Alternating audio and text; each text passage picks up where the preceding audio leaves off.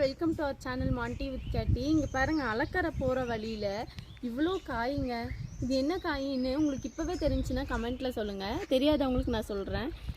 இது வந்துட்டு நீலகிரியில் இருக்கக்கூடிய நாவல் பழங்க. எவ்வளோ பொடியாக இருக்குது பாருங்கள். நீலகிரியில் இருக்க நாவல் பழம்லாம் இவ்வளோ குட்டி குட்டியாக தாங்க இருக்கும். பெரிய பெரிய இருக்க பழத்தை விட இதில் இருக்க பெனிஃபிட்ஸ் நிறையாவே இருக்குங்க, ஹெல்த் பெனிஃபிட்ஸு. நீலகிரிக்கு வந்தீங்கன்னா கண்டிப்பாக இந்த நாவல் பழத்தை ட்ரை பண்ணி சாப்பிட்டு பாருங்கள். சுகர் பேஷண்ட்ஸுக்கு இதோட சீடு வந்துட்டு கொடுக்கலான்னு சொல்லுவாங்க. இந்த குட்டி நாவல் பழம்லாம் எந்த கடையிலையுமே கிடைக்காதுங்க. கண்டிப்பாக இந்த பழம் நீங்கள் சாப்பிட்ணுன்னா உங்களுக்கு மரம் ஏற தெரியணும். மரம் ஏற தெரிஞ்சால் மட்டும்தான் இந்த பழம் சாப்பிட முடியும். இந்த மாதிரி மரத்தில் ஏறி பழம் பொச்சு சாப்பிட்டீங்கன்னா தான் உங்களுக்கு சாப்பிட்ட மாதிரி.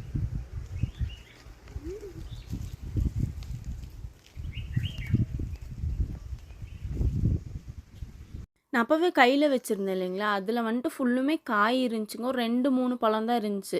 மரத்தில் ஏறினதுக்கப்புறம் பாருங்கள் எவ்வளோ பழம் இருந்துச்சுன்னு. கொத்து கொத்தா பழம் இருந்துச்சுங்க உள்ள. அதே மாதிரி நீலகிரி சம்மந்தப்பட்ட வீடியோஸ் வேணும்னா மறக்காமல் எங்களோட சேனல் மாண்டி வித் கேட்டியை ஃபாலோ பண்ணிக்கோங்க. ரொம்பவே நல்லா இருக்குங்க. தேங்க்யூ ஃபார் வாட்சிங். பாய்.